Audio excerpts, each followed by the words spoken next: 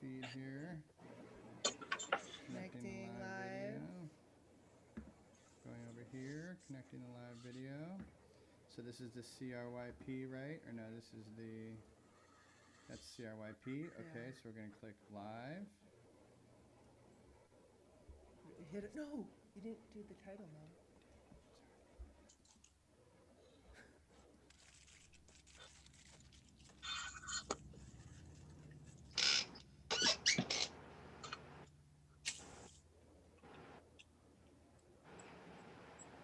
Okay, you're live. Great. Hey there. Welcome to the second day of RedCan.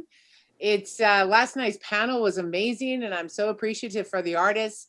So tonight we're going to be talking about remembering our medicines, keeping our body and spirit healthy through adverse times. And joining us this evening, we have four artists for RedCan. But what I would like everybody to do is go ahead and introduce yourselves so that our audience is really tuned in to who's talking. And so if you want to go ahead, and I'll say ladies first. So we'll start with Jerica. If you want to go ahead and introduce yourself. Hi, so my name is Jerica Widow, and I'm the youth programs director here at Cheyenne River Youth Project. And yeah, I've been with the organization for 7 years. Great. Who wants to go next? Go ahead, Dueno. Guptash, my name is Dwayne Manuel. I am Ankh Alchemist Autumn from the Salt River Pima Maricopa Indian community, and this will be my 4th year participating in the Red Can graffiti event. Happy to be here. Great. Chief? My name is Joaquin Chief. I'm Oglala Lakota. I was born and raised in California, but I moved out to South Dakota about 4 years ago, and this is my first year being a part of the Red Can event. So I'm really honored and grateful to be here. We're glad to have you. Thank you for joining our family. Go Thank ahead. you. Here's an old timer. Go ahead, Siamese. My name is Tyler Reed. I am the art director here at Cheyenne River Youth Project.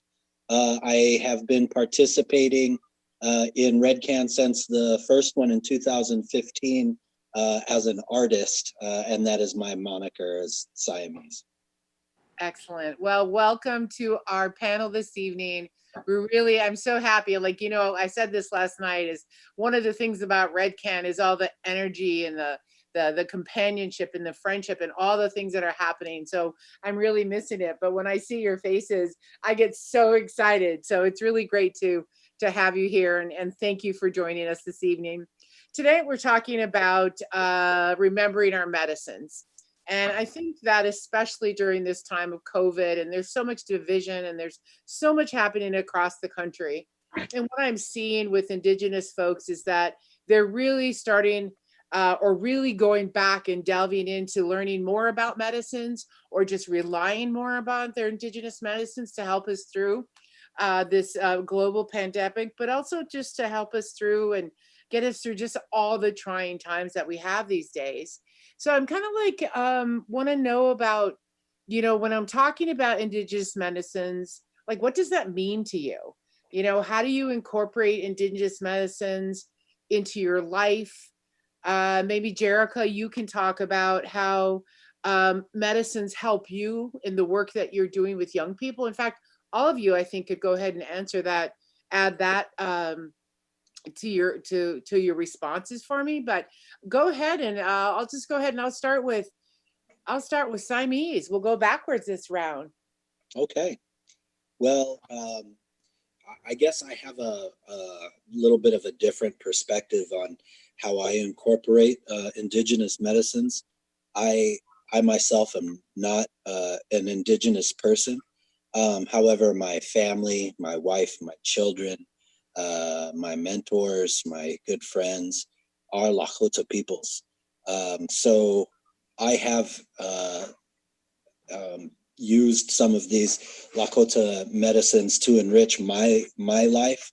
At first, I started doing these things to kind of keep my children grounded in their culture, but then I found it profoundly useful to myself.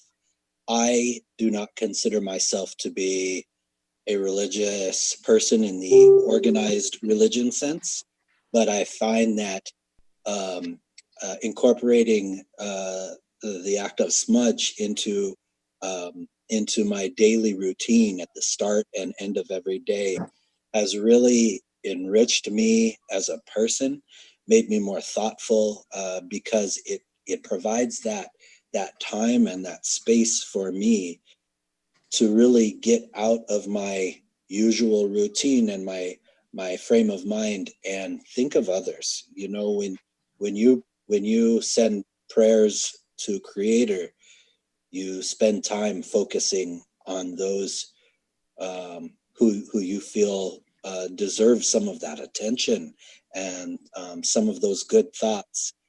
And that is something that you know, just taking that time to remember others kind of reminds me of the bigger picture and the space that I exist in beyond just myself.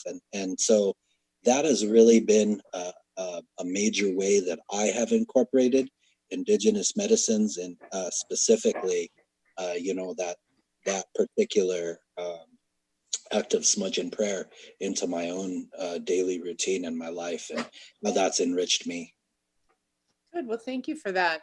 I know that I can say that, you know, when we found out that, when we realized that we couldn't have RedCan in person, but we were trying to find ways to just keep that connection with everybody. I noticed last night that just being able to have Wakia here and the drum group and smudging, and even though our circle was much smaller, like that was medicine for me. So I really appreciate you know, your thoughts, Tyler. Chief, do you want to share some thoughts about that question? Yeah.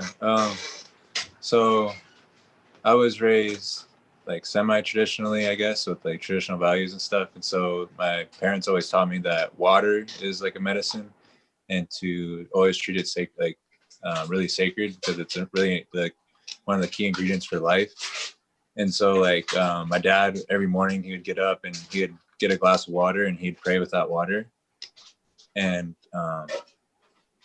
so I think that's really important. Like one that I remind myself today is to pray with my water and my food.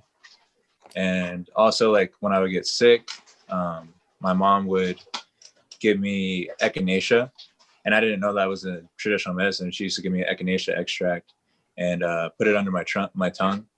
And later on, I found out that that was actually one of our indigenous medicines, and that's a really strong immune booster. And another indigenous medicine that I found out about recently is mullein leaf. I used to work at a natural food store, and we sold mullein leaf in bulk. You know, people would buy it in bulk, but it's like lamb's ear, or you can find it. It grows everywhere like crazy, and it's actually really good for your immuno-respiratory health. So it can help with respiratory issues, and which is like something that is relevant to COVID too. You know, it's a affects respiratory system. And another one is just sunshine. They found that people, you know, our people used to spend a lot of time outdoors and get a lot of vitamin D from the sun, just like all life. And they're finding that a lot of people with COVID, the deaths from COVID, are people who are deficient in vitamin D. And so, you know, these are just like simple things like water and sunlight, but also being intentional about it. And I think, you know, if we try to think about the way that our ancestors lived, you know, they lived in a very like healthy and harmonious fashion with nature and knew what was good for what. And so I'm in the process of learning more about the medicines. I don't know a whole lot, but getting to mentor in a youth camp where it's focused around science and indigenous wisdom, I started learning a lot about the indigenous medicine. So I'm really grateful for those experiences, and I'm excited to learn more about them. But it's just cool, I think, how it's like relevant to what's going on right now. It's like the mullein leaf, you know, help for your respiratory system, and then also like vitamin D, and like what Tyler was saying about the water, and also and azalea, like sage, is a good cleanser, and it cleanses your system. And I think all of those are, you know, really powerful medicines that we can use or utilize. Thank you very much. You know, you guys know that we have a 3-acre organic garden, and, you know, food is medicine. McDonald's isn't medicine, but food is medicine, and the kind of food that we're growing and introducing to our kids is definitely medicine. So much water, food, it's all, there's so much. Seeing how you use it is considered medicine, especially during these times. So thank you for sharing that information. Dueno, do you want to offer some thoughts? Yeah, kind of to talk about the indigenous foods again. Where I'm from over here in O'odham country, we eat a lot of fruits off the cactus and things like that. So with not only that, just the consuming of the fruits, but also the gathering of the food. The fruits are also a ritual within itself, and kind of piggybacking off of what Chief said, that sunlight, and you're out there in the middle of the desert, sweating, and it's a cleansing within itself too. So I think just that whole act of that physical activity is a good medicine for indigenous people all around. And to think about other medicines like we use down here, like there's a certain bush called the shugoi, which is AKA greasewood, AKA creosote, and we use that for prayer. It's similar to sage, but I get some of that sometimes. We get more sage nowadays, but you burn some of that when you want to talk to the creator, when you're having problems and things like that. So, but at the same time, again, I was always taught that you don't have to have certain items to talk to the creator. You can talk to him whenever you want to, and I feel that when I'm drawing or when I'm painting, I'm always in my own head, and I'm always kind of having a discussion with myself. So I would consider that prayer within itself, because I'm talking to somebody. I don't know who I'm talking to myself, but at the same time, I think I'm also talking to the creator when I'm creating artwork. You know what I mean? Yeah, I think that makes a lot of sense. You're right. I think I love what you just said about the act of gathering our indigenous foods as medicine. It's just such a holistic, healthy process, gathering turnips. I remember the first time I went harvesting turnips with my mom, and it was like we couldn't find one, but then when we saw one turnip, it's like they all lit up, and they're like, here we are, and it was the best thing that could have happened. It was a great relationship builder with my mother too, just her being able to show me. So that was really exciting. So thank you for those thoughts. Jerica, would you be able to just talk a little bit about how you incorporate, how do you use your indigenous medicines, and how do you incorporate them with the work you do here at the Cheyenne River Youth Project? So I guess first to say, personally, my medicine is, my family. And that goes into just many ways, making family, counting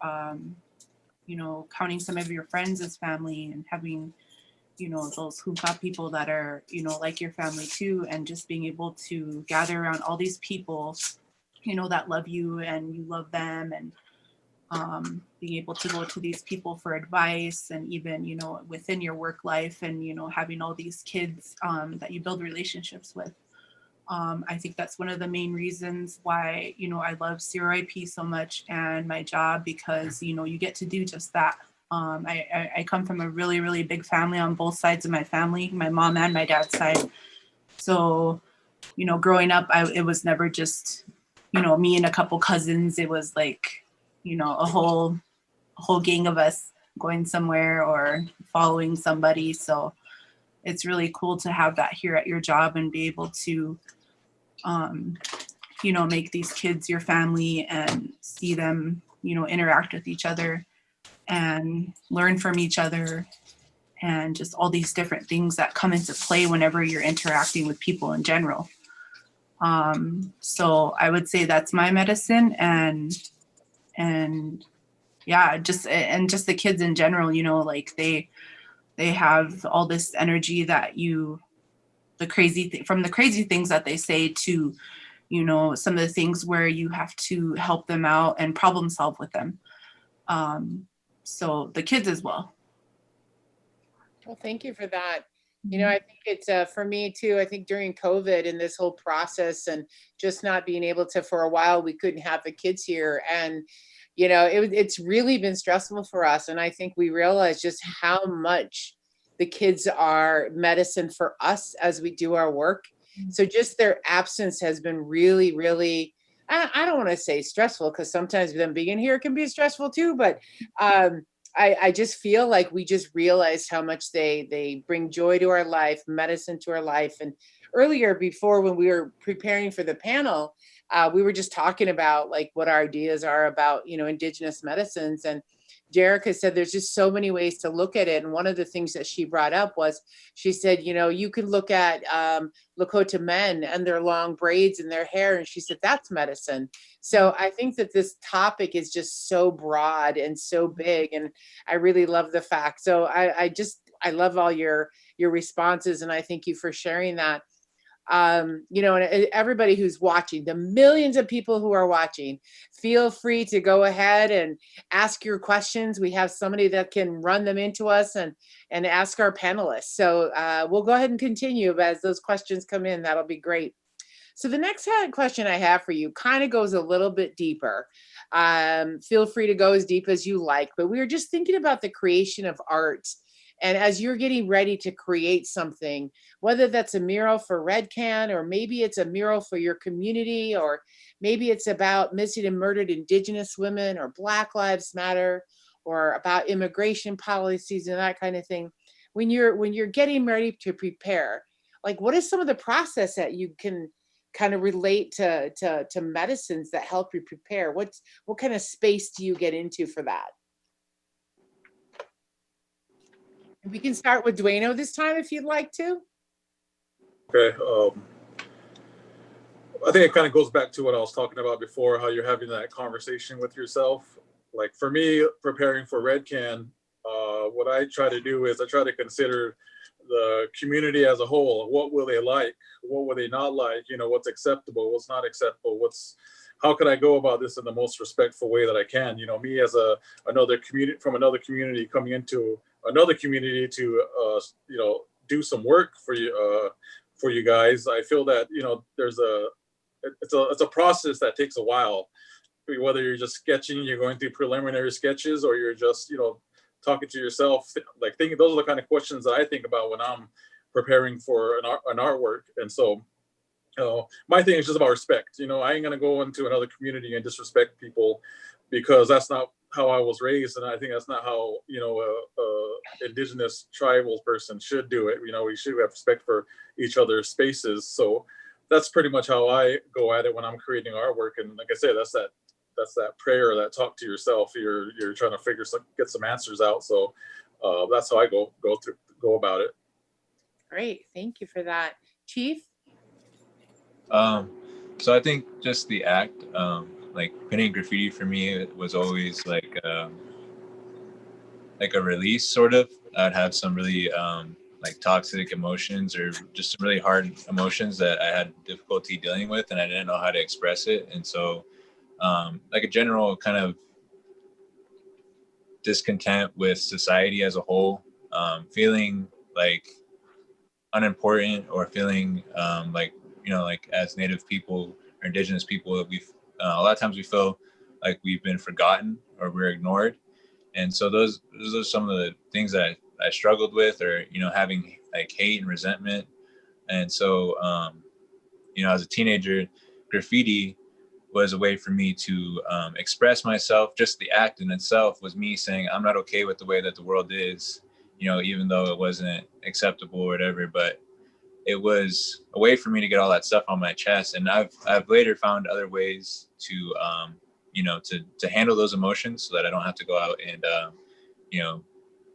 do vandalism or whatever. But it's still, when I do get to paint, it's still very much me getting to express myself more. It's not those negative emotions, more it's like love and appreciation and respect, and wanting to getting to connect with people in the community. Like before, I'd be painting at night, no one was around, I didn't want anyone to be around.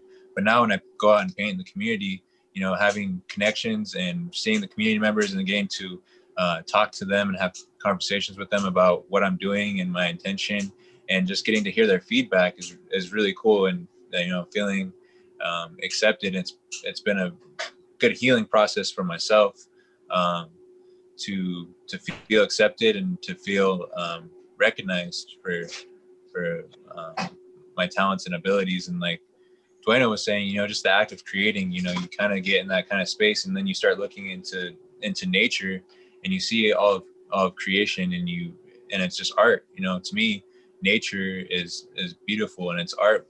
And so when I'm working and I drive around the countryside and I see all the beautiful nature, you know, to me, like, that's art. And you know, I try to emulate that in my artwork, like the colors and the schemes like that, try to express my appreciation for the beauty in the world. And also, you know, not doing it just for myself anymore, but doing it out of love and wanting to do art that's going to impact people in a positive way and to inspire others and, you know, help to, you know, beautify our communities. And so that's, you know, it's been medicine for me, you know, creating art and building relationships. And, you know, I met all of you through art. And, you know, if I didn't have art, then I wouldn't, you know, have these connections. And this is something that I really cherish and appreciate and value a lot. Thank you so much. Those are and thank you. That we're really grateful to hear that. We love you joining our RedCan family. It's a great addition. Thank you so much. Thank you. Mies, would you like to share some thoughts? Oh man, I'm so stoked to hear everybody's responses to this, and I really, what Chief said resonates with me so much. You know, just thinking about the space I was in when I started my graffiti journey. You know, I started out with graffiti in large part because I didn't feel like I had a voice, you know, and I didn't have a sense of community. I moved to Rapid City in 2004, and my community was the factory that I worked in and the family that I came home to. And community was just a physical location that I would go into to get resources to return to my family. And that's what community was to me. It had no real value until I started connecting with them through the act of painting, which was initially a very self-motivated thing, something that I was doing because I didn't feel like I had a voice. And then connecting through walls, you know, in a public setting, you know, in a place where it was legal and permissible, like Waniyetu Wawapi Art Park, and like the one back in Rapid, Art Alley. These are spaces that, you know, when somebody comes and they feel a very raw or personal emotion, they get feedback from a community, and that's medicine. That is something, you know, that really can change an outlook and develop a person's sense of being and their sense of community. And like Chief says, you know, you meet these people and you begin to place value in you know, the people that you connect with, and the feedback that you get really has the potential to change your art and your motivation for what you're creating. And so, you know, I started my journey in a very specific, very personal space, and developing, you know, in a public space like that became the medicine, and it really changed what I did these things for. And now, you know, how I interact with art isn't so much about my personal creation, but guiding other people to connect with their creativity, you know, working here with the youth. Yeah, I've been, you know, doing youth arts programming for a solid 8 years now, and that has become my art, and it has also become my medicine, helping people find a safe and a healthy place, and that sense of accomplishment. You know, we have this society that's designed and built so that, you know, it tries to tell you, you are what you purchase, you are what you consume, you are the Nikes that you wear, and this and that. And those things at the end of your life, you know, if you're not creating, that's the medicine. If you're not creating, you end up filling that void with destruction. And so, you know, helping people find that sense of accomplishment in creation, that is the medicine right there. And that's kind of where I'm at now, and creating those spaces for others, you know, again, it's a humbling act. And that's really where I want to be. That's my medicine, and the medicine that I hope to share with others is finding that space and valuing each other. Yeah. Thank you for that. Jericho, I'm going to change the question just a little bit for you, and speak to you, or address the question and how you work with our young people. So when you're working with them and as they begin, and Tyler, actually, you can probably maybe join in here too, but just as you're working with kids and you're trying to get them, and, you know, say you have kids who are just starting out, they're like, I want to be an artist, I like to draw, you know, how do you begin to talk with them and tell them and share that, you know, their creation is medicine and it's good, and they find the confidence? Like, what are maybe some examples of one of the kids you've worked with, or maybe there's just, you know, kind of answer that question. Yeah, so I have a couple examples, but first, you know, when we're working with these kids, I feel like, you know, across the board for all of our staff and people who have worked here, especially if you're from the community, you know, you have that starting trust, you know, they know you because of so and so, or they know that, you know, they can come to you because, you know, you've been at this place for that long, or, you know, just working with you within the community. I feel like you become, and they see you as that stable and consistent person within this organization. And that also builds trust for you to have them come here and to, you know, have that easy recruitment for all of these different activities that we have. And it's pretty, it takes time and patience, but I feel like anybody can get there, even if you're not from the community, even if you're just starting here at CRYP. Just putting yourself out there, getting out of your comfort zone and being in that same vulnerable space as the kids probably are. I mean, we were all young once. We know that, you know, at some point, I mean, maybe not everybody, you know, we were shy, and that just trying to put our you know, our headspace into that same thing as they're going through. And I feel like that's the key. I feel like you are just right alongside the kids doing some of this stuff, and just being that trusting, stable person. And that's one of the things, or, you know, that's what I would like to say for that. And like I said, I had some examples too.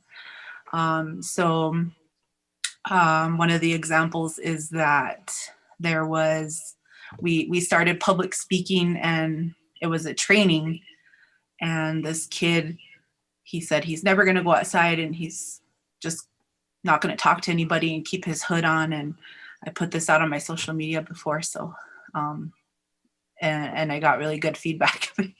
But anyway, so I had saw him one random day, maybe like a year later, and he was working at our grocery store, which is called the Code 50 Mart. And I was so surprised because, you know, he was talking to everybody, and he had friends there and stuff. So, and he was taking out my groceries, and he's like, don't worry. He's like, you know, I told people my name when they asked me. I looked them in the eye. He's like, I shook their hand. This was pre-COVID, FYI. But yeah, but yeah, you know, just the things, you know, the act of teaching too, you know, that's a medicine that you get to give these kids. And, you know, they take it on with them, even when they go to these jobs, and when they know they have to do it. So, you know, they push themselves out there. We don't always see it, but, you know, just the fact that very random times like that, you get to hear all the stuff that you've been teaching and trying to get these kids to better themselves with, you know, what's happening. So I feel like that's one of the examples, and there's probably so many more, but you know, I just like that story. Well, that's a great one. Thank you so much for that. Mhm. Last night, I don't know how many of you tuned in, and for those of you watching as well, but Hoka told us a story about as he was painting his mural and he did the sign language in Lakota, and a little boy came along and he put his little arm up and compared his skin to the color of the brown in the mural. And that was such a touching story because I think it was like, it was healing too, you know, for this little guy that, you know, this is my color and it's great and it's okay and it's and I'm perfect, you know. I hope that was the message that he got. But that was a really touching story. I think Michelle, who was online, was just so touched, you know. She made the movement like she was shedding tears, because it is those sorts of things, just that's medicine, and it helps us know that we're going in the right direction. So I mean, I think when we think about Western medicines, I think they tend to focus on relieving the symptom as a part of the physical body, right? Where I think you would agree with me when I say that indigenous medicines tend to focus on treating body and spirit as a whole. Taking into consideration the situation we're in right now with the pandemic, why do you think that our indigenous methods are such an effective way to heal our people? And whether we're talking about your tribe or, you know, Ogallala Nation or Cheyenne River, like, why is that? I mean, why do you think that, yeah, or why do you believe it's an effective way for us to heal our people? I will pick Chief. So I think that our ancestors had a lot of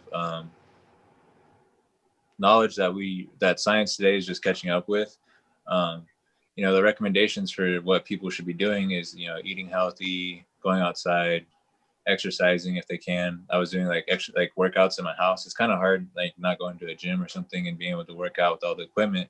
But if you think about the way our ancestors lived, you know, they were super active. You know, they're outside all day working, you know, trying to survive. They're, you know, really tight knit communities, and it's hard right now, everyone being separated, to have that same connection, but we still can through social media, which is cool. But I think, you know, that's when we started moving from living an active lifestyle to being sedentary, you know, being stuck indoors all the time. That's when we started, and then they, you know, getting like commodity food and stuff like that, you know, not eating our traditional foods that, you know, our ancestors ate for thousands of years, that our bodies are, like Dwayne was saying, you know, eating those traditional foods are, you know, that's medicine for us. And so trying to eat in line with more like what our ancestors ate, and also, you know, doing our best to try to be active.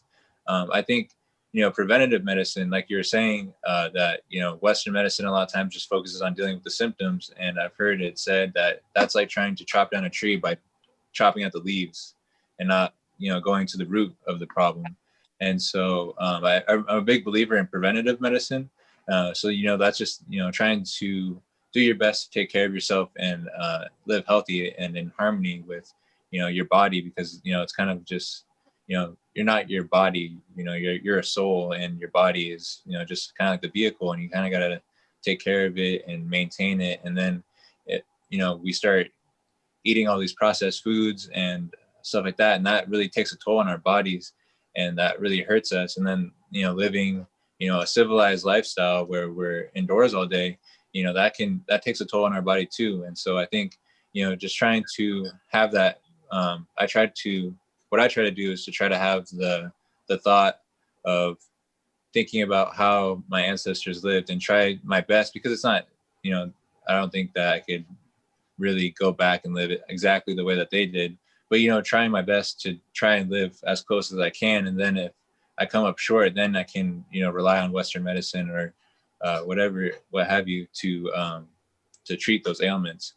But I think, yeah, just having that thought about, you know, how did my ancestors live? What would my ancestors be doing? You know, how would they, what was the lifestyle that they were living? You know, the lifestyle was kind of a medicine.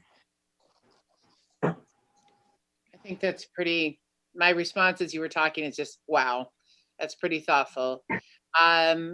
Siamese, would you like to go? Yeah. Uh, when I'm thinking about this question, I have a friend of mine back in Rapid City, an elder named Daryl Nohart, and Daryl took me out to Bear Butte, Matopaha, and he told me some stories, and he told me about his father, and he told me about his father's house, and there was the space in the living room that when they built it, they left the floor. They kept the floor just pure ground in the living room, and that is where his father would spend a lot of time sitting there, on the ground in that living room space. The rest had normal floors, but that space, he used for prayer and for, connection. And I think it was maybe a year, maybe two later, I saw, there's a cornucopia of YouTube or Facebook videos out there, but one was talking about this huge breakthrough by a scientist and for Western medicine about he had discovered this thing called grounding, where if you just spend some time, taking off your shoes and connecting with the earth, that was healthy, because there was a electromagnetic connection to that kept you healthy. And I thought to myself, good Lord, this is something that's been known for a long time. And these principles, they're simple, they're very natural. They're the things that, when you look at these medicines that are both for the body and the spirit, they're just the natural way that we would have lived without any complication. But now we add these layers, and at each layer we add, we overproduce, and then we add additives and things to our lives that don't need to be there, other than to create some mechanism for for consumerism. And because of those extra things we add, we become sick, and we become further away from all the natural things that were healthy for us to begin with, like sunshine, that vitamin D. And so, I guess anything that's good for the body is also going to be good for the spirit. But I think that Western medicine, although there's certainly a time and place for that, right now with COVID, we need to find, some pharmaceutical answers. But also, in that process, sage kills like 92% of airborne, bacteria if we burn sage in our homes. If we keep our spirit uplifted, then we're going to keep physically more healthy as well. You are what you think and what you believe. So those things are important to take into account too. And to, I'm going to start rambling here, so I'm going to pass it off. But that's my thoughts on it. That's okay. We like rambling. I'm a rambler. So, do you have anything you'd like to add? Yeah, I think that why indigenous medicine is important, like right now in the society we live in, is because this pandemic, this COVID-19, really shows us how weak the Western society can be, especially when it comes to illness. And if you're a Native American, you definitely come from a long line of people who use natural medicine, wherever you're from. And so, and that's still here. There's a lot of us that are still knowledgeable with that information. So it's survived this long. And so I think that it's very important to kind of hold on to those teachings, because, wherever you're from, chances are there's a bush or there's a tree or something close to you that your people used to use for something to consume or heal, and it was probably good for you because it's from nature. You know what I mean? So I think just kind of thinking about that question is that this pandemic's really showed us that, you know, and that's why we should embrace it more. And coming from where I'm from, I noticed that there's a lot of people going out and picking the fruits, like here, especially this time around, since, you know, I think people there's nothing else to do, so they're going to start embracing, you know, their indigenous foods and indigenous practices. Thank you so much. Jerica, do you have anything you want to add? Yeah, so I guess I just wanted to put it out there, you know, and some examples as well, you know, the act of doing and putting your energy into something that's, you know, that's how our medicines work too, you know. Before, you know, our ancestors, you know, they killed their buffalo, they had a prayer, or, you know, like the buffalo stayed in this area alone while the rest of the herd left, you know, because of that prayer and because of those are our ancestors too. You know, we got food. The same as, you know, with a garden, you know, you take care of a garden and you the act of actually planting it, taking care of it, putting the good energy into, you know, it's going to feed these people nourishment and stuff, and that's how we get this, you know, this food that's going to be healthy for us.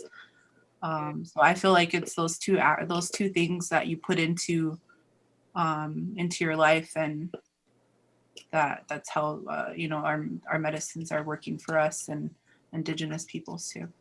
That's really powerful, Jerica. Thank you so much. What do you think non-native communities or think about our indigenous medicines, or maybe what do you think non-native communities can learn from our indigenous medicines? I'll go ahead and I'll start with Jerica. I guess what they can learn, probably, you know, nothing really belongs to you, I guess, for me. And in my opinion, you know, I guess that's my only thing, you know, like we don't own land, the land owns us. And, you know, again, with putting energy out there for things and remembering those virtues that you have and you grew up with, and remembering those in your life. Thank you, Jericho. It was very, very thoughtful. Why don't we go ahead with Duano? Do you want to offer some thoughts there? Yeah, I think there's quite a few non-native communities out there who you know, are interested in the indigenous foods and practices and things like that. I don't know if you've ever been to Flagstaff or Sedona, Arizona. There's all kinds of hippie-ish white folks up there who like to put on sweat lodges and things like that. So they have, you know, an interest in it. And I don't know how cool you guys think that is, but I think there definitely are interests because it's natural, you know. That's kind of a big movement nowadays, is people kind of going to more natural things, and, you know, there's these more health conscious folks out there. So, and, you know, and Native Americans, we were more health conscious, you know, we're originally health conscious. So I think that non-native communities, they probably like it, you know, but they probably, I don't know if they want to give credit to where they learned the information from, but I think there's a lot to learn from it, and it's just pretty much just getting back to nature, really. That's what it is. I fully agree with you on that one. Chief? I think there's probably, well, I think that you might not be aware of it, but a lot of times, you know, a lot of pharmaceuticals and stuff were taken from natural plant compounds. Like, for instance, our chanchacha, the red willow, that I believe that's when they discovered the active ingredient in aspirin. So that's a modern medicine that they took, you know, that we had before, and they turned it into a pharmaceutical drug or an over-the-counter drug.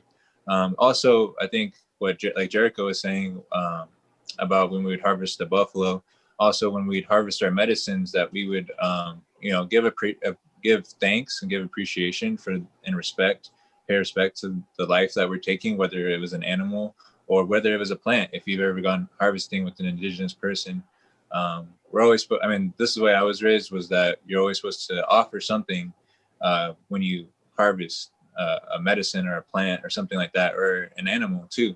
And just having that respect for life, I think helps you to live in harmony with the rest of nature and with the rest of humanity also is a lot of people have touched on that also is like Dueno was saying, you know, we're respectful, we're raised to be respectful, and not just to each other, but also to all other creatures that we live with. You know, that's how we live in harmony with nature. You know, that's, you don't try to like fight nature or conquer it. We try to like live in harmony and in cooperation with nature. And if we do have to take something's life, that we give appreciation and pay respect to it, and never in like, you know, like trophy hunting or something like that. You know, we did it out of necessity, and but we always honored the thing that we were taking and gave thanks to the creator who created it for us and gave us the opportunity to have it. Yeah, absolutely. Tyler? Yeah, I think in a word, I would say, you know, Western culture could learn thoughtfulness from indigenous medicines.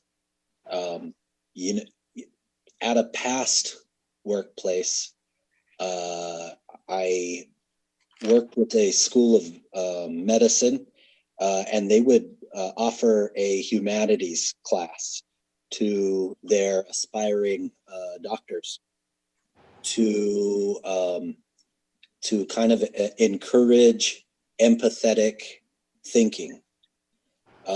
They found that a lot of the people there that were studying medicine were so focused on diagnosing problems that they had lost in that process of training. They had lost a significant portion of their empathetic thinking and their, you know, the things that make us more human and more thoughtful. And I think that that's a very dangerous thing. And I'll tell you honestly, I found one, but it took me a long time to find a personal health physician that I thought was actually listening to me and not just listening for the problem that they could diagnose.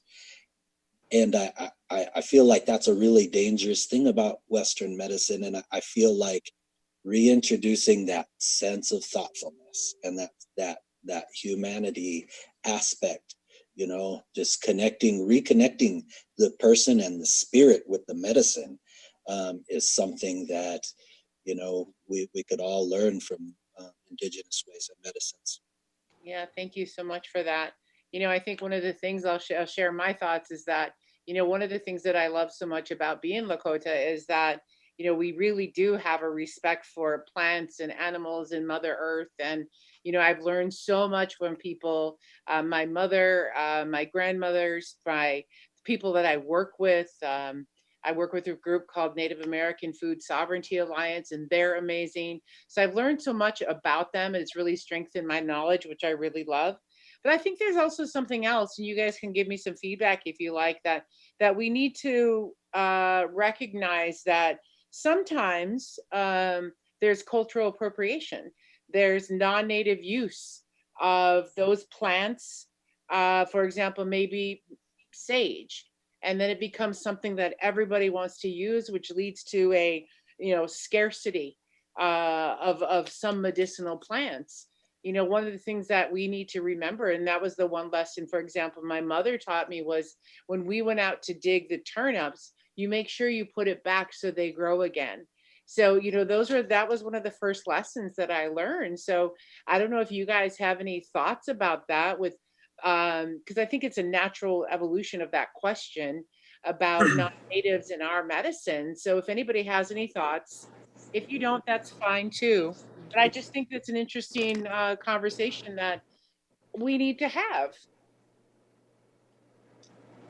I think that the difference between a non-native person and an indigenous person, you know, like harvesting or gathering certain medicines, is that usually, like where we come from, you're only supposed to take enough that you need. You don't not supposed to take over, you know, abundant amounts. But you know, I think a non-native person would probably take a lot, and you know, for their own. Oh, maybe I can sell some of this, or maybe I can, you know, it's, you know, their intention behind it is what's I guess maybe causes that.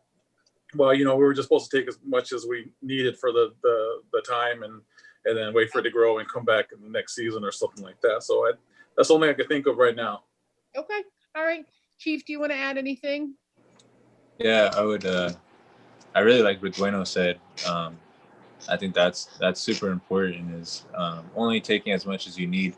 You know, the word washichu doesn't mean, it's not a term based on someone's skin. It's their behavior. I think it means takes all the fat, or it takes all the fat for themselves. So it's that kind of greedy mentality, or that scarcity mentality, and some of our own people exhibited it today, where there's not enough, so I got to take all I can and get it all for myself. And then doing things like selling it, like understanding that these things are sacred, like having the respect for the medicine, and understanding, you know, when something is sacred, like what it means. Like it shouldn't be for sale. Like you shouldn't charge people to go to ceremonies, or you shouldn't charge people for medicines, or you shouldn't be selling sage or selling, you know, any of our medicines. And I sympathize with the people who are, you know, in extreme poverty, who are doing it. You know, that's the only way they know how to make enough money to survive. But you know, some people, you know, they go out and they don't really need, you know, they're not in a survival situation where they don't have enough, you know, income. So they're just doing it, you know, because they know about it and they're exploiting it. So that's that exploitive, greedy kind of thinking. So changing your mindset into being more of like, you know, I'm not going to sell this. I might share it with somebody, but also not, you know, I'm not going to take more than what I need. Because then that's just wasteful also. And that's kind of the culture that we live in, you know, living in excess and taking more than we need, and, you know, not sharing with others. You know, that was one of our values, is to be generous and to share with other people, and not to just keep everything for ourselves.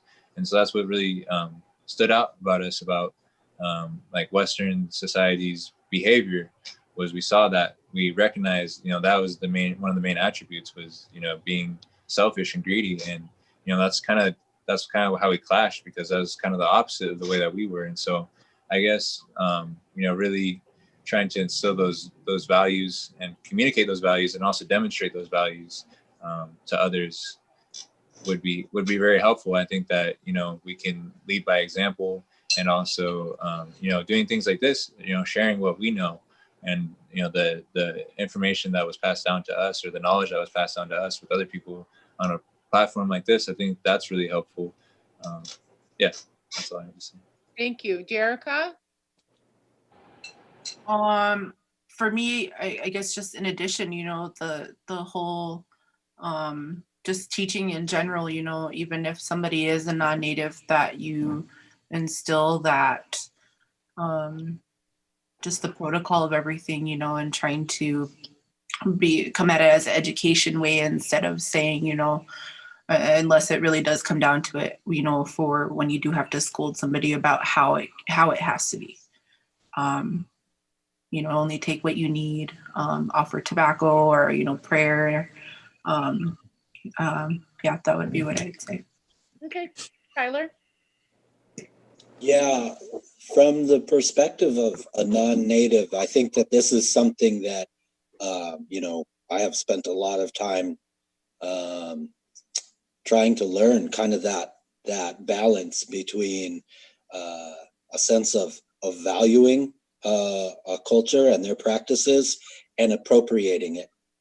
And I guess, you know, my best thought at this point in my evolution is that a lot of it really comes down to a sense of connecting with people. You know, if you come at it in a good way, and you are connecting with people, and this exchange of practice and values are taking place that way directly, then that's probably a good approach to it. What's not a good approach is studying it in a book and then claiming to be an expert on those things, or trying to take the lead on something that was never yours to begin with. Yeah. You know, Metakuye Yasin, we're all related.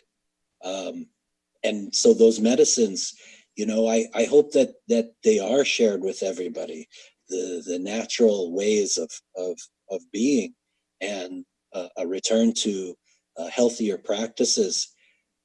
But, just making sure that that is done through genuine connection and a sharing of ideas and learning and understanding your place in that, and not, having that urge to take what you know and then say, now I know this, and that makes me more powerful. Now I know this, and it's something that I can be the expert on now. We're not experts. We just need to be there, be present, listen, and learn. And that's really the best way to approach that fusion of learning these things without appropriating them. Thank you. It's very thoughtful, you guys. I want to kind of shift over and talk a little bit about RedCan specifically. The Cheyenne River Youth Project has worked very hard to evolve its art program. We've created something called the Waniatuwawapi Lakota Arts and Culture Institute. It's a big term, but it also is big because it's an umbrella for the daily arts and crafts programming, for the fellowship, for the internships, for the summer art camps, for RedCan. So it has to be a big umbrella to take care of all of that. And, one of the things that we understand this, you'll hear people talk about when they go to a powwow or they see regalia and they think, wow, that's really beautiful artwork. And it is really beautiful. We would agree with that, right? But I think it's really interesting that, then you have to go on to explain, though, that that's life. In their minds, it's art, but in our mind, it's just Lakota life. And I think it's really incredible because, people work so hard to take that away from us. People work so hard to say, you can't dress like this. You have to pray this way. You can't eat the way that you're used to eating. And those days are gone. And working very hard to reclaim. So explaining people that art is our life, and life is art, and that there is no word for it in the Lakota language. I'm kind of wondering how you feel about RedCan and Waniatuwawapi in terms of I feel like for me, it's medicine. It's one of the things that I love. I love the people who participate. And I'm kind of curious to hear your thoughts about RedCan from that perspective. How do you feel that, for me, I think that RedCan is medicine for the community. I think it lifts up and it celebrates you as an artist. It celebrates our kids and the work that we're doing. So I'm kind of curious to just get your feedback about how you feel. And then Jericho, when I ask you to talk, if you could just talk about your experience. You've been here since the beginning of RedCan, right? So you've been here through it all. So maybe talk about it from what you've seen, but as participants of RedCan and seeing what we're trying to do, maybe talk a little bit about how RedCan and Waniatuwawapi is medicine for young people and why that is. Tyler, you've been part of RedCan since the beginning. Yeah, RedCan is absolutely medicine on every level. And it with a little bit of sadness, I say this, but whenever you can bring relatives together, that's medicine. And bringing them together to celebrate culture, that's another layer of medicine. For the kids, I've seen since the first year, seeing those kids participate in RedCan, and there's that sense of awe that I see in them when they're out there and learning from these people who really are accomplished muralists from across the country and even as far away as Switzerland. These artists come in, and that sense of medicine is exchanged between both. The artist who may come in with, wherever they're at in their art and their path, they come into this entirely new community, and they interact and they meet these kids, and these kids are just, they're amazing. And and I would say this too, the kids in these Native communities, Pine Ridge and Eagle Butte, that I've worked with, creativity never leaves them. It's inherent, it's there, and it's waiting to be expressed. And that energy is just, it's fine tuned. And so an experience like RedCan also puts art in a different context that I think they often see. You know, a lot of times art or creativity and art can be used as a form of currency, in this day and age, and RedCan restores it, I think, to the sense of wonder and pure celebration of culture. And so, it's medicine for the artists, it's medicine for the community, and it's empowering for the kids. It's empowering for them. They are right there, and you see kids that sometimes are kind of shy, that I've come and I've taught graffiti classes or lettering classes, and they were a little bit reserved, but then they start opening up their book and showing you their sketches, and you see it's all there under the surface. They're ready to share it. So you give them that opportunity, and you hand them the paint, and you say, it's your turn.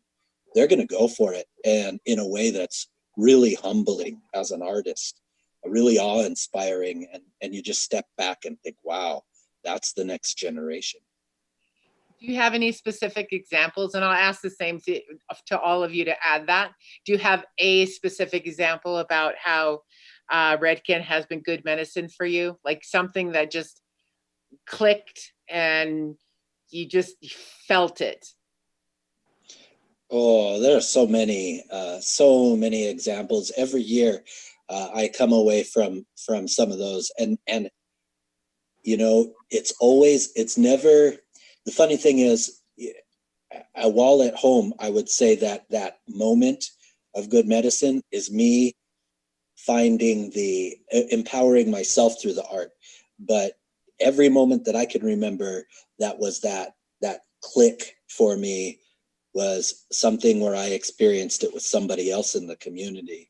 I guess one year I remember, in fact, it was the first year I was painting a piece on one of the buildings downtown, and an older gentleman came and he sat with me just about the entire day, and we just became friends. He told me the whole history of that building that I wouldn't have known otherwise.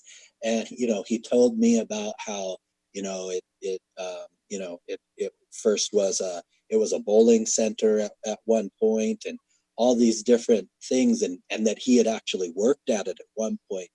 And it was just, it was very special to see that.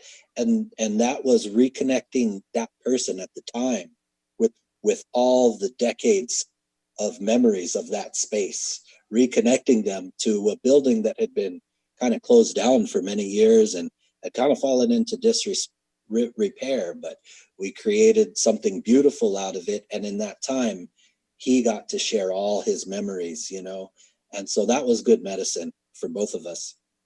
That's cool. Thank you very much. So I would go to you, Duano. What are your thoughts about that question? Okay, just to talk about the RedCan at first, with the kids and things like that. I have this sketchbook from when I was in high school, and when I look back at it, it's filled with tons of dark imagery and kind of crazy stuff that was going on with me at the time. And it was, now that I look back at it, it was me getting a lot of stuff out, things that I've seen as coming up as a little kid living on the reservation, and a lot of stuff wasn't so good. So I think with RedCan, And when I think about how I came growing up on the reservation, I think there's probably a lot of kids out there who have seen some stuff, you know what I mean? Just visiting Eagle Butte, I know the youth there have seen a lot of things, you know, growing up in the reservation. So I think with RedCan being, you know, showcasing expression from these different artists, I think it's good for them to see that, because they'll, if I guarantee you there's probably a kid out there too with drawings in his closet or in his somewhere that are pretty dark, and getting all that, you know, dark stuff out. So I think RedCan is a good thing because it allows for these youth to express themselves and get all that negative stuff out. Because you know, I ain't gonna lie and say life is all, you know, ice cream and daisies, because it's not.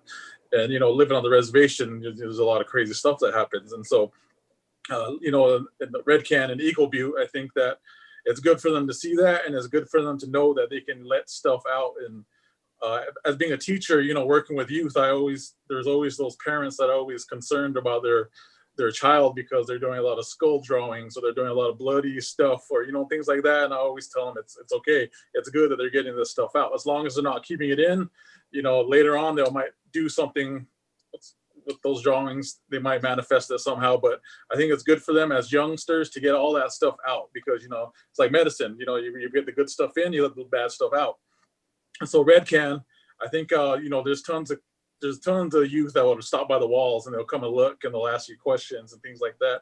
So I think RedCan very much is needed for Eagle Butte, because it shows those youngsters that, you know, they can let stuff out, and they can create, and they can, you know, out with the bad and in with the good type deal. You know what I mean?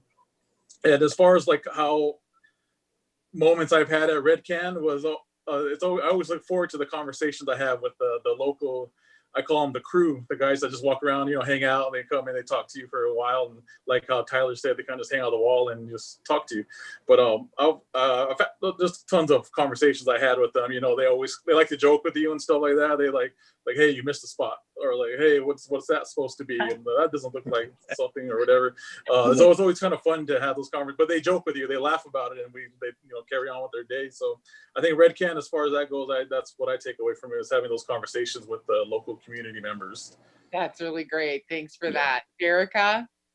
Yeah, I had a couple examples, you know, working with some of the kids. We had, you know, parents who weren't really sure about our program, and, you know, just, you know, what do my kids exactly do? They're spray painting, you know, they're, I don't know, you know, thinking like, you know, vandalizing or anything like that. But as soon as, you know, they get to work with these artists, or they're doing their own mural, and I see these parents come to, you know, their kids' mural, and, you know, they're so proud. And, you know, one of these kids, there was two actually, but this girl, I know she had said, I heard her really faintly, she's like, see, and you didn't want me to be out here. And the mom, she's, you know, she was so proud. I don't know what she said afterwards, but they ended up, you know, they were walking away, and she was hugging her. And, you know, it was a really good thing to see, because, you know, I know both of them personally, and, you know, just the fact that her mom did come out there and was able to support her, and actually got to physically see what her kid does here. I know she supports her now more so. And then this other kid, he said my mom's supposed to be here, but, you know, I don't know if she's gonna come. She don't feel well today. And when she had got there and saw his mural and just all of the little collaborative murals that he got to do with the artists, she was like, oh, son, she's like, I feel better now. And, you know, like you make me proud. And, you know, it was super, you know, all those things you get to see like that. I'm glad that we have RedCan, and I'm glad that we have the arts program that way. You know, not only the kids get to participate, but, you know, these parents get to see all these beautiful things that their kids make. That's great. So, Chief, it's a little different from you, for you, because you're new to our family, but it was so interesting because I ran into Chief. Chief came last year and threw up a mural, and that was great. That's when we met. And I remember just being really impressed with what he put up. And so I ran into him months later at JCPenney. And while I was there, I thought I better catch him. You know, I'm like, do you want to be in RedCan this year? And there was not a hesitation. He was just, yes. And so I guess I'd like to know, like, why? Like, why no hesitation? Why did you just say absolutely? You know, who knows what Julie was asking you to do? But so why was it so instant for you? What did you know or hear or feel? Well, I'd heard about RedCan when I first moved out here, and I was just blown away. Like it was hard, it was almost hard to believe when I was like, am I hearing this right? Like there's a Native community where they're bringing graffiti artists out there to paint the community and like beautify it. And I'm like, how do I become a part of this? And then when I finally got the opportunity to go out there, I met Tyler and I met Derek, and they invited me to come out there. And I'd been to Cheyenne River when I was really young, and you know, sometimes you go to reservations and it can be kind of depressing. You know, you see dilapidated buildings and stuff, and you know, you kind of feel sad. And if you're living around that every day, it can really feel like that too. You know, your environment, what you see every day, can really have an effect on you. And when I came for RedCan and I saw all the murals everywhere, like on every single building almost, I was just blown away. I was like, whoa, like this is amazing. Like I was like, my wife and I were just like stopping everywhere, and I was like taking pictures, and like I was just freaking out. And then like I was like, this isn't even the art park. And so then once I got to the art park, I was like, whoa, this is amazing too.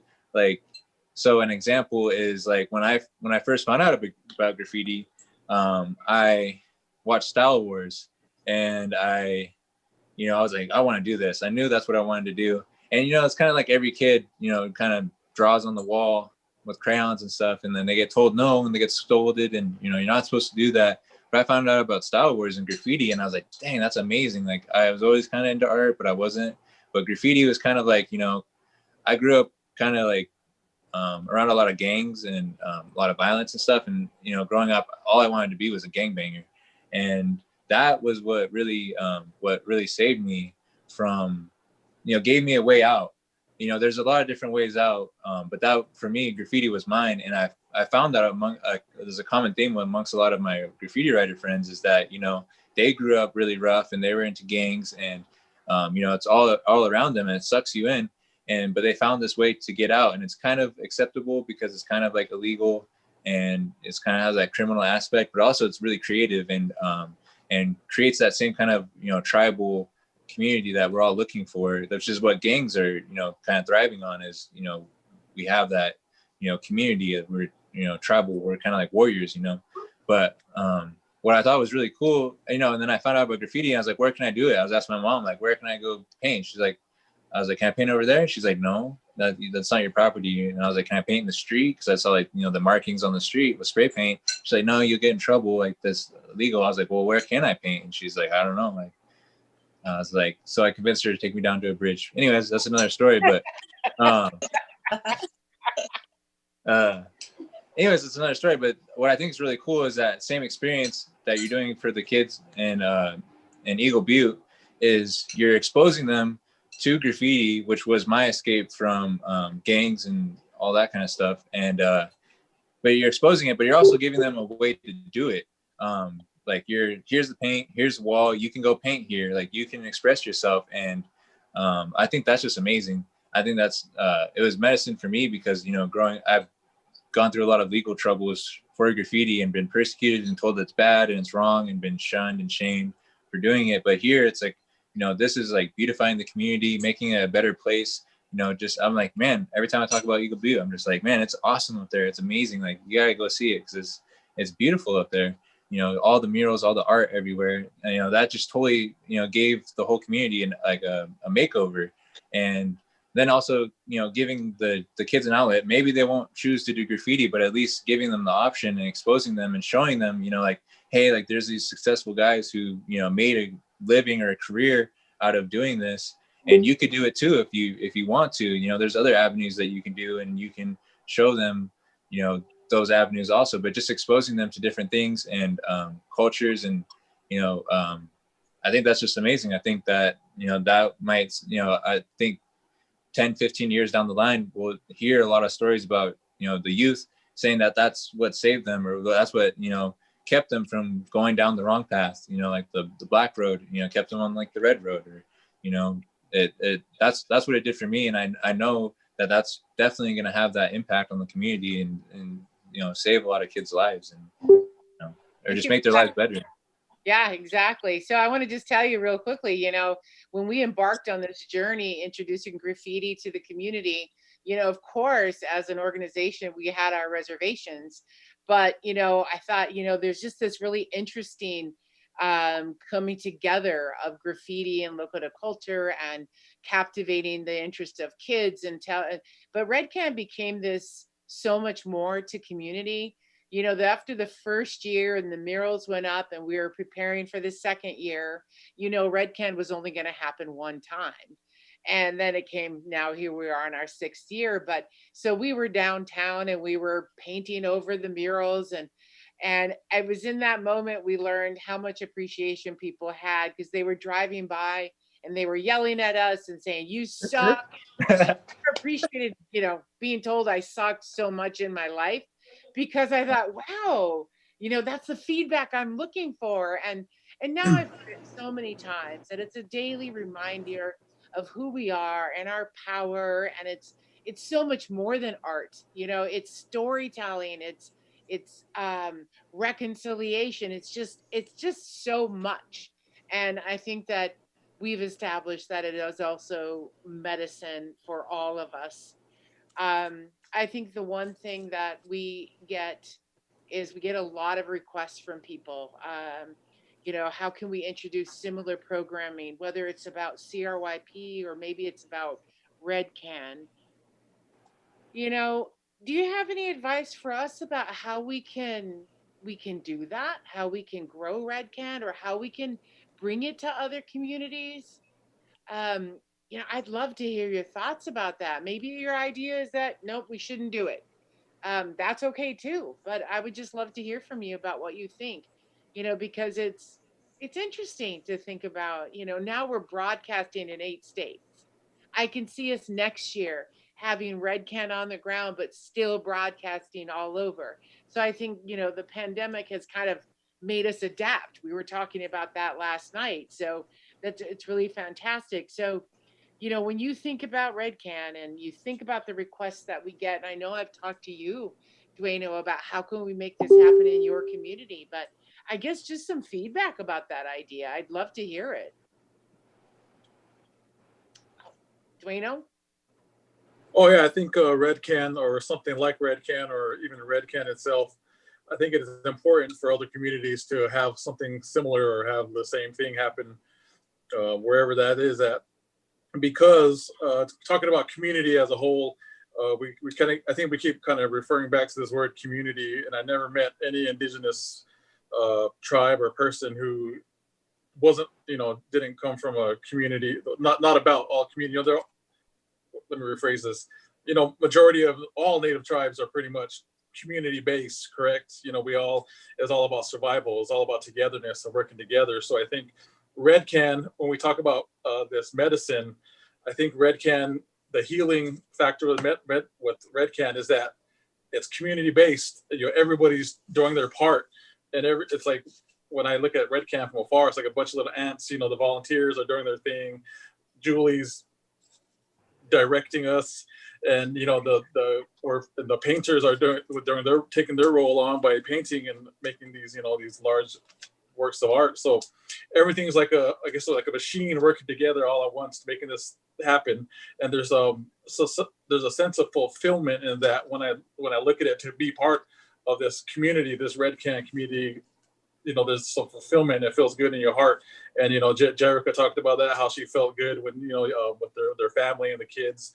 So I think that, you know, that fulfillment is what is healing in itself. And I think RedCan, you know, allows for that to happen, because we're all working together. We all have a role to play, just like in any other community, just any other indigenous community. You know, everybody has a role to play, and everybody has to lift their own, you know, pull their own weight, and, you know, just take care of their roles. And so I think RedCan is definitely needed in a lot of other communities, and that's the way it'll help out.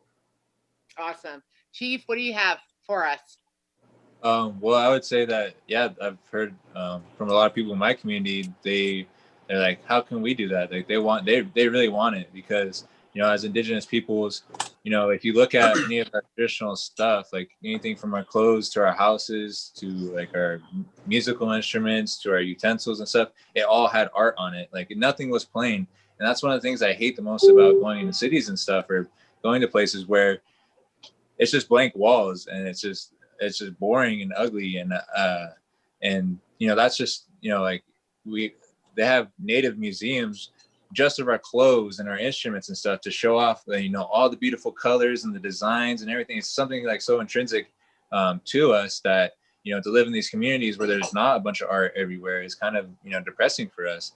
And so I think, it's needed everywhere. Like there's, examples, RedCan being a prime example that you can show, like, hey, like this is our community, like this is what we did. If someone's hesitant about it, you can show the results. It's not a theoretical thing. But also in cities all across the country where rundown neighborhoods were starting to get covered in graffiti, and they're like, hey, let's just paint murals everywhere.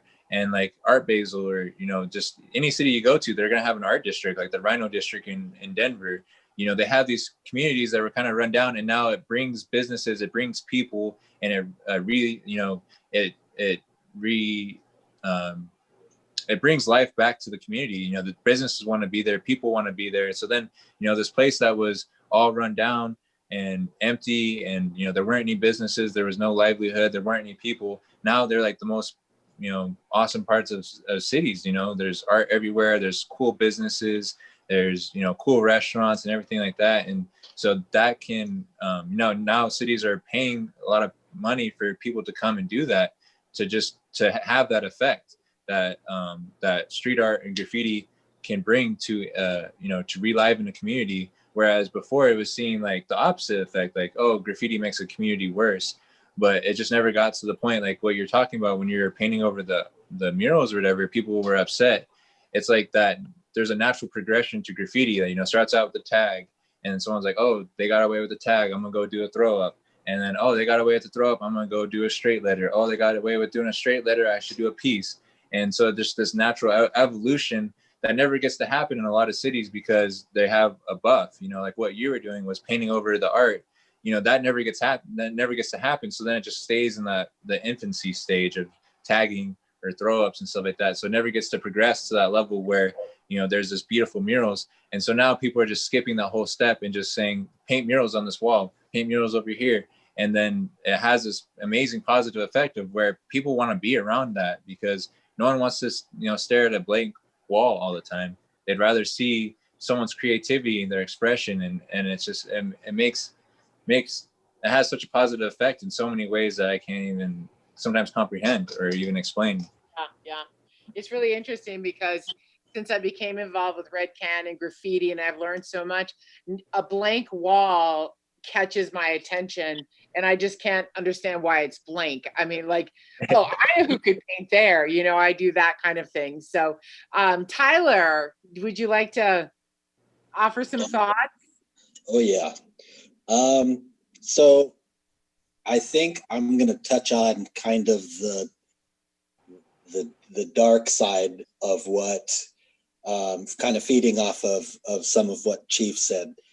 And it is those positive, beautiful things.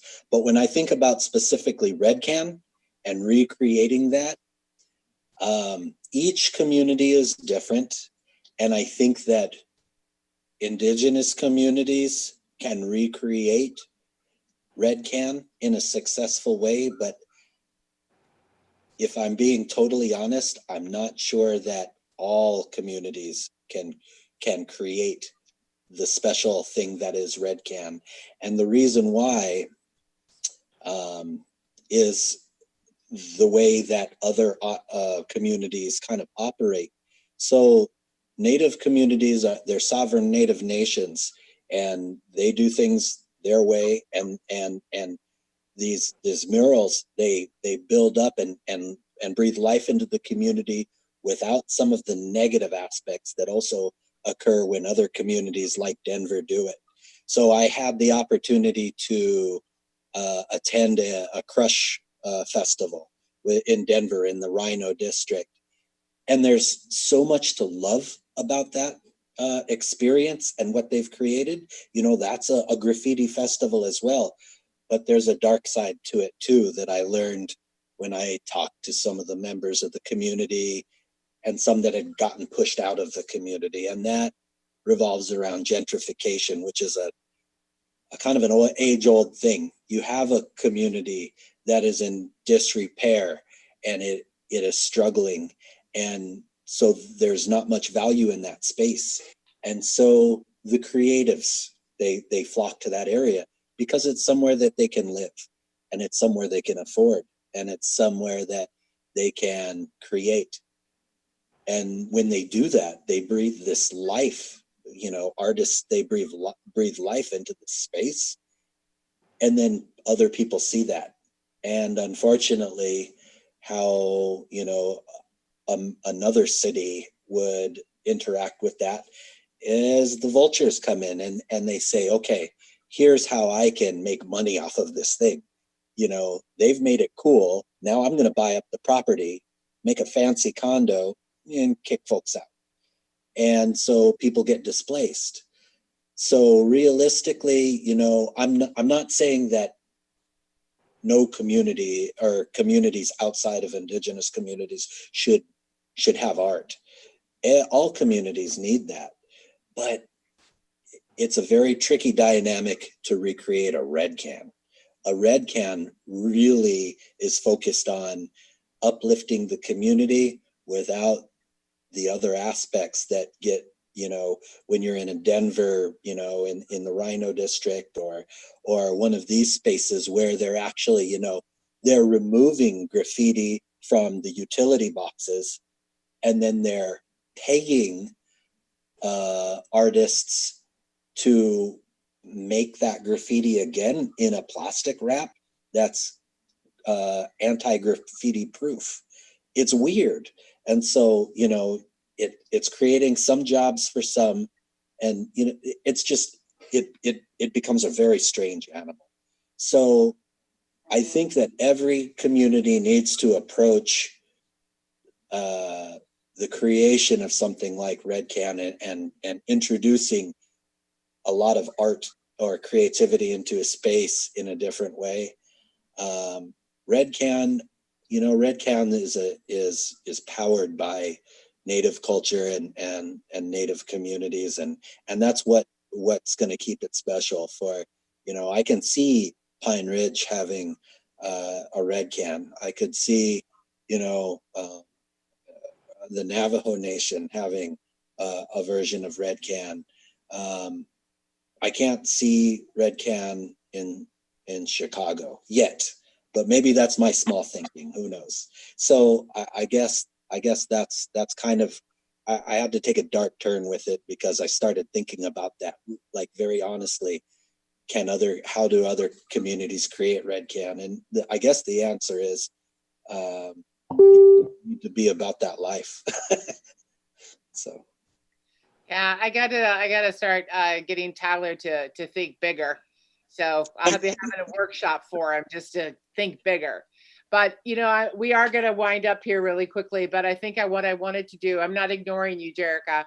What I'm asking the three of you to do is to offer Jerica and I some advice and kind of tell us how you think youth mentors, who would be us, can inspire or better inspire young people to care about traditional medicines like healthy, nourishing foods, connecting with the earth, taking care of their bodies. What's some advice you can give us so that we engage them better? This is our business. This is what we do. We can always use advice to grow. So please feel free to share with Jerica and I. School us. Chief. So I just started becoming a youth mentor when I first moved out here, so I'm kind of new to it. So I don't know if I can really to school you. I probably learned more from both of you than I could tell you about just my experience with working with the youth is I don't know, because I haven't like seen what you do. I can't say what you're doing or not doing, but you know, for me, I think listening is really important. You know, the youth a lot of times don't feel like they have a voice. I felt like that growing up. Like I didn't have a voice, and Tyler, he said that too. Like he felt like he didn't have a voice and he wasn't heard.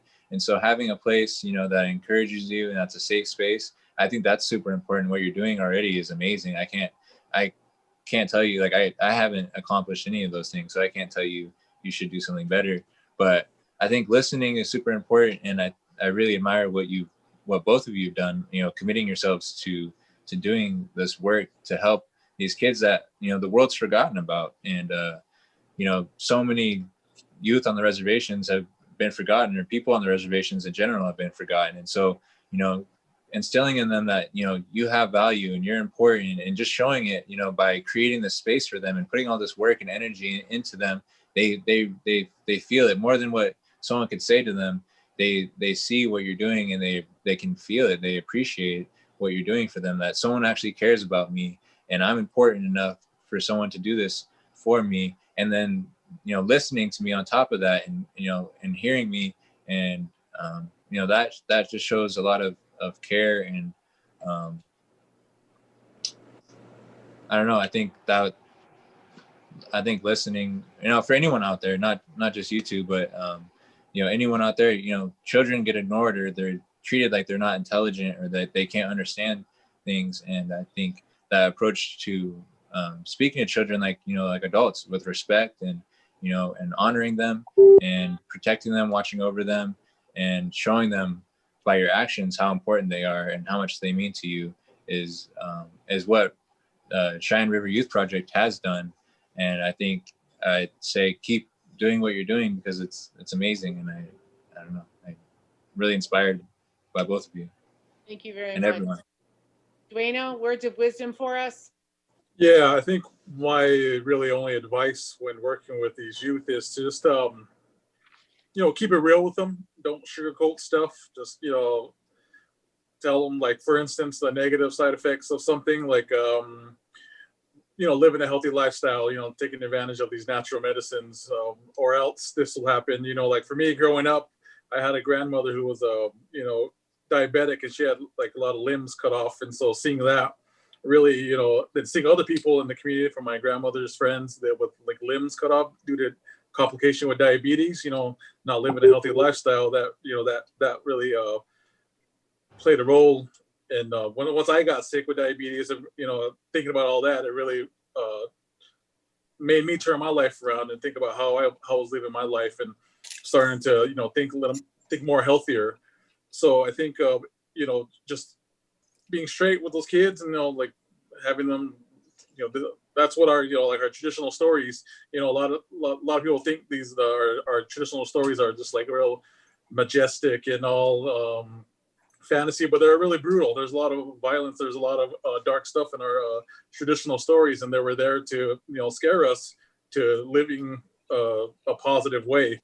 So I think, you know, just kind of thinking about that, you know, just showing these kids what, you know, the reality, show them what reality is, and not sugarcoat stuff. Okay, cool. Great advice. Siamese?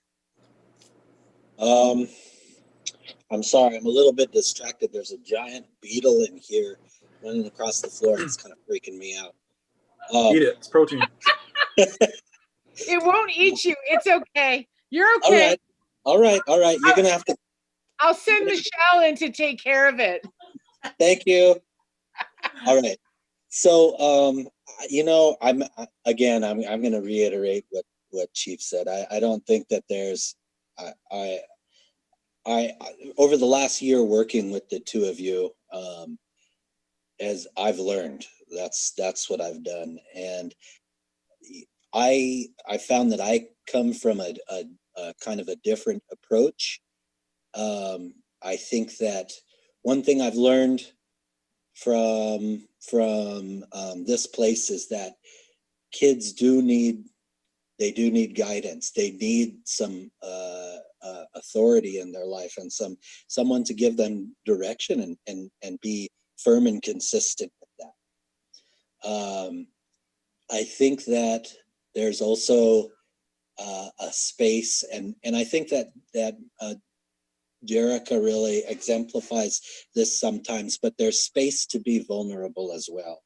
And that's really the only way I know how to connect with the youth, is just to keep my vulnerability. That's how I connect with everybody, is to keep my vulnerability and kind of just stay in awe and wonder and appreciation of those who you share time with, you know, and be on that level with them.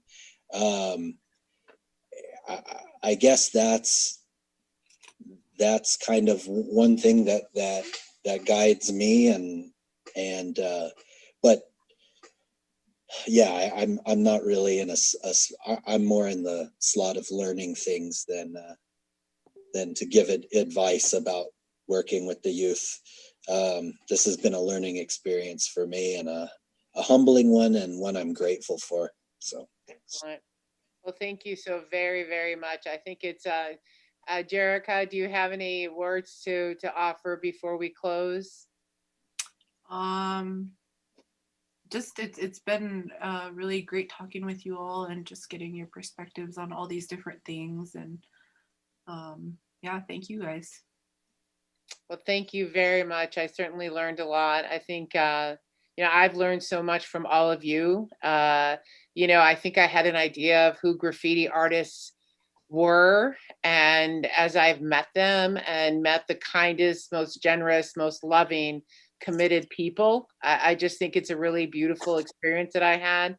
You know, it was really interesting for me to, you know, when I would hear the artists talk about like, oh, we're going to be painting with East Foster, you know, and not knowing a lot about the graffiti world, I'm like, that's a big deal. And for me, he's just my brother, right? He's just my relative. So I'm like, what is he doing out there? So I try to pay more attention to his artwork to see what's happening. And it's just been the greatest thing, and how I just love how it is medicine for me. I think it is medicine for artists who come here, and you know, just your generosity, your time. That's just a beautiful gift, and I'm so grateful for that. So I want to thank you for this evening. This will be playing later on, so you'll be able to view the whole conversation at any time. I would invite any of those people watching, if you'd like to post, share some information about the different medicines from your tribes, that would be really great. Or how does Indigenous medicine affect you and impact you, and how are you using it? We would really, really enjoy that and welcome that. Tomorrow is our third day of RedCan number 6. So starting at 3 p.m. Mountain Time, you'll be able to see the RedCan documentary. We will be back with another panel at 7 o'clock Mountain Time, which is called Powered by Our Ancestors, Harnessing the Wisdom of Your People to Empower the Next Generation. So I think that's going to be a great conversation. We'll be joined by Annalie Howe, Collins Fields, Sadat, and yeah, I think that's it. Yeah. And so that's going to be a really great conversation. And then at 7:45, we're going to see a mix from DJ Micah. He's going to present his virtual RedCan mix for 2020. So we're looking forward to that. So it's a full afternoon, and please follow up. You can't watch it all now, watch it later, but you know, please stay with us, and especially through Saturday when we're going to have the unveiling of all these amazing, beautiful pieces of artwork. So I thank you for your time, and I thank you all for sharing, and you have a great night. I never would have picked up a spray can ever. You know, I didn't know that I could do that. I didn't even cross my mind that I could do that. I didn't know what it could look like. If I had known this opportunity, or I had known this about myself when I was younger, where could I be at now? I'm excited about where it can take me. No resistance, girl, we question our existence in this